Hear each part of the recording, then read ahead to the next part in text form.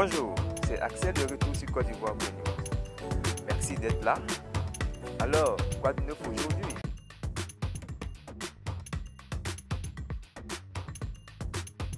L'histoire du crime va de pair avec l'histoire des tueurs en série.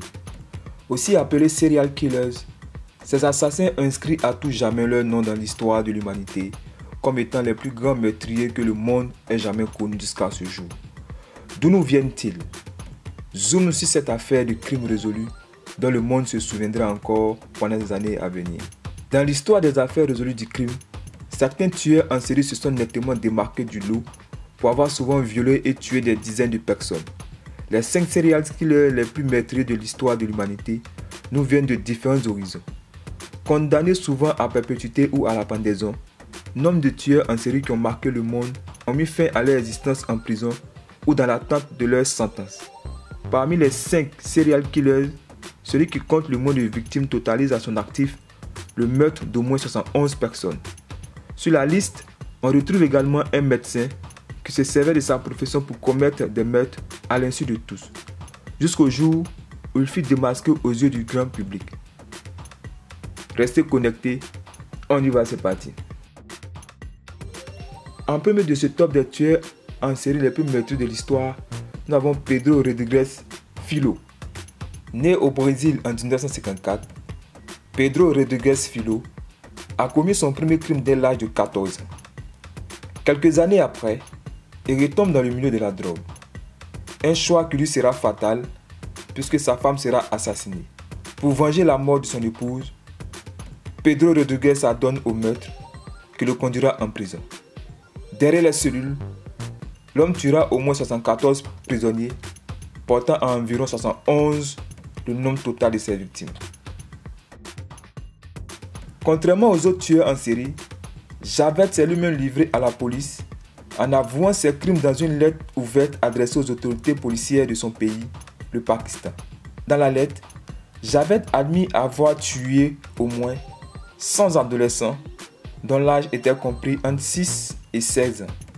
À l'issue de son procès, il fut condamné à pendaison, mais l'homme se donnera la mort en prison avant que n'arrive le jour de sa punition. En troisième position de ce top, nous avons Luis Garavito. D'origine colombienne, Luis Garavito a été reconnu coupable de viol et de meurtre sur au moins 147 personnes. Mais 139 crimes sont officiellement attribués à ce tueur en série colombien qui serait en réalité à l'origine d'environ 300 meurtres d'après certaines sources. Condamné à 1853 ans de prison, sa peine sera réduite à 22 ans à cause de sa collaboration avec la police. En quatrième position de ce top des tueurs en série, nous avons Harold Frederick Shipman.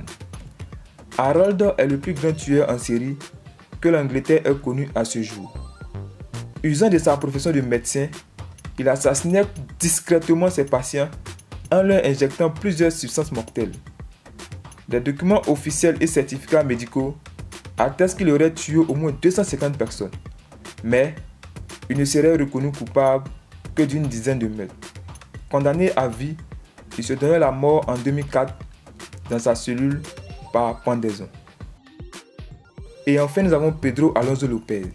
À la différence des autres meurtriers en série, Pedro Alonso Lopez privilégiait les meurtres en plein jour que ceux commis discrètement dans la nuit. À l'issue de son procès en Colombie, il écopera une sentence moins lourde en raison de son instabilité psychologique. À la différence des autres meurtriers en série, Pedro Alonso Lopez privilégiait les meurtres en plein jour que ceux commis discrètement dans la nuit. À l'issue de son procès en Colombie, il écopera une sentence moins lourde en raison de son instabilité psychologique. Il sera toutefois conduit dans un asile psychiatrique de son pays avant d'être remis en liberté en 1998. Que pensez-vous de ce top? Selon vous, quel est le meurtrier le plus dangereux de l'histoire? Dites-le nous en commentaire. Restez connectés pour recevoir les prochaines vidéos. Merci à vous de nous suivre nombreux. N'oubliez pas de partager cette vidéo et de la commenter. C'était Axel de Côte d'Ivoire.news.